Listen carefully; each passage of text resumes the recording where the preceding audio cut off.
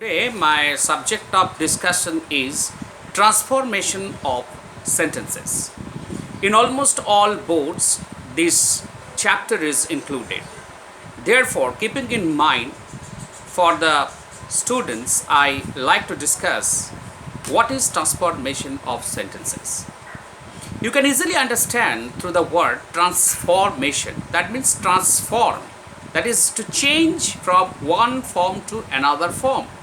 So when the sentences are changed from one form to another form without altering the meaning, then this is known as conversion of sentences, and that is in another word known as transformation of sentences.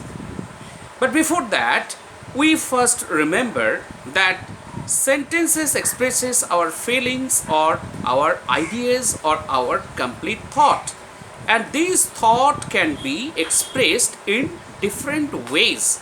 And when the sentences are written grammatically in different ways or in different manners, then this is known as transformation of sentences. First of all, we should remember that there are two types of or two categories of sentences. It can be divided into 2 points. One is in point of meaning and another is in point of structure. In point of meaning, the sentences are mainly categorized into 4 types. What are those? First one is assertive sentence. We know what is assertive sentences are. Assertive sentence which only expresses our statements or the direct way what we like to say, either positively or negatively. When we say it in positively, this is known as affirmative sentence, and when we say it negatively, this is known as negative sentence. Another example I can give you that I forget their names. If you write it into negative sentence, I do not remember their names. So the same way, either positive or either negative you can express. So affirmative sentence, then the interrogative sentence. Interrogative sentences are used to interrogate or used to ask some questions. That is known as interrogative sentence. Interrogative sentence you can change into interrogative sentence into affirmative sentence, either in affirmative or negative way you can say the same things. Another in sentences is imperative sentence. Imperative sentences are used to say the commands, request or order.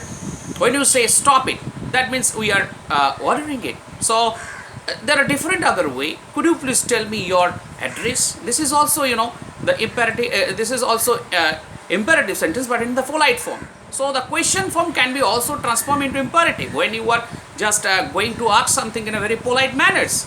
So you have to realize that what is the meaning of it. But when we are going to transform or change this one sentence to another sentence without altering the meaning, then this transformation of sentences takes place.